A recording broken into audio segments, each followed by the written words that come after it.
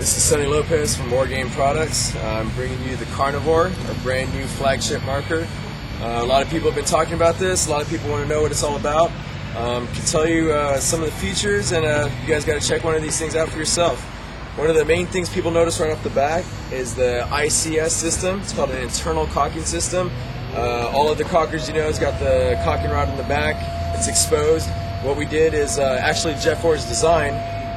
He internalized the cocking system, so now at the chrono, instead of taking out your cocking rod and adjusting it with the 3/16 Allen wrench, all you do is go through the nut inside your pressure gauge right here, adjust it, fire, ready to go. So it's less time at the chrono, more time playing. It's definitely a really nice design. Also cuts down a little bit on the weight in the back here, so you get less bounce going out there and trying to shoot the gun fast, but not bouncing around, you know, illegally.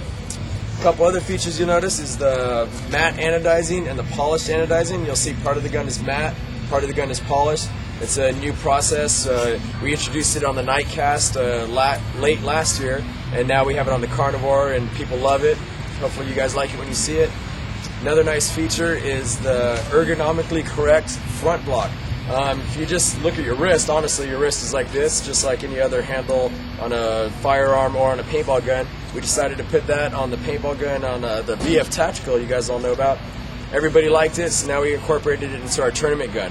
So you hold it, it's a real nice tight feel. Everybody who's tested it, a lot of the bushwhackers like it, a lot of other pros who even shoot other guns like it a lot too. Another thing you can notice when you're looking at this part of the gun is where the elbow comes out of the gun. Some people like it to be here, some people want it to end up here, some people would want it to end up here. You just put on the reg where you want, put the elbow where you want it, and then you lock down this little collar, and it's where you want the elbow to be. It's not where the reg just happens to screw on. So it's a really nice feature. It's a real user-friendly feature. If I go on to the front of the gun, you notice the solenoid housing is a bit different than your standard one. Obviously, it's powered by Eclipse. We use the same internals as the Eclipse. It's an excellent frame, kicks ass, everybody knows and likes it, it shoots fast. This one, we incorporated a little different design in here.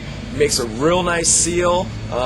It seals the gasket very well. It actually has a patent pending on it. So we decided to just add a little more love to that design, add a little more War Games ingenuity.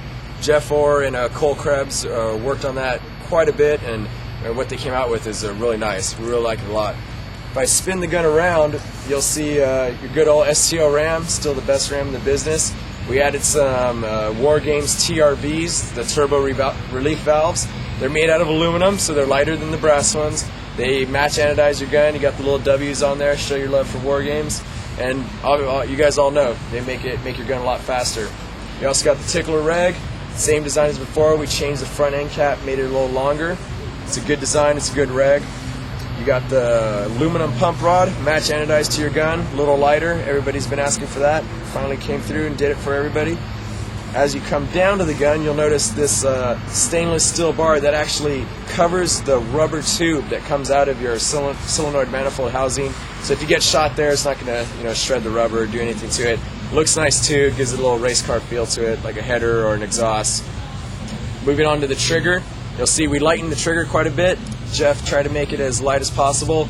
You got the two, some people call it fangs, goes with the Karnivor theme.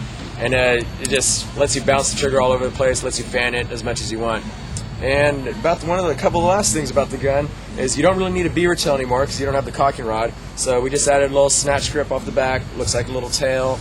You got the grip feed neck, got to have that, keep your loaders in place.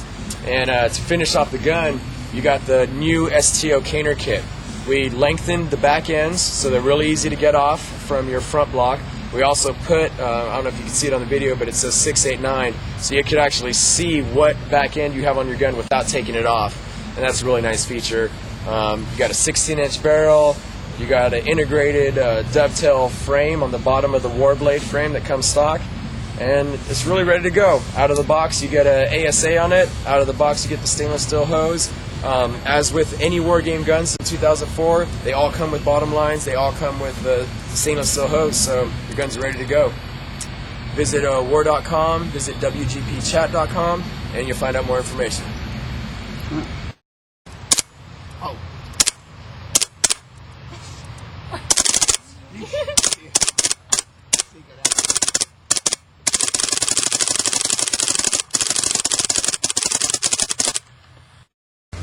rip it there.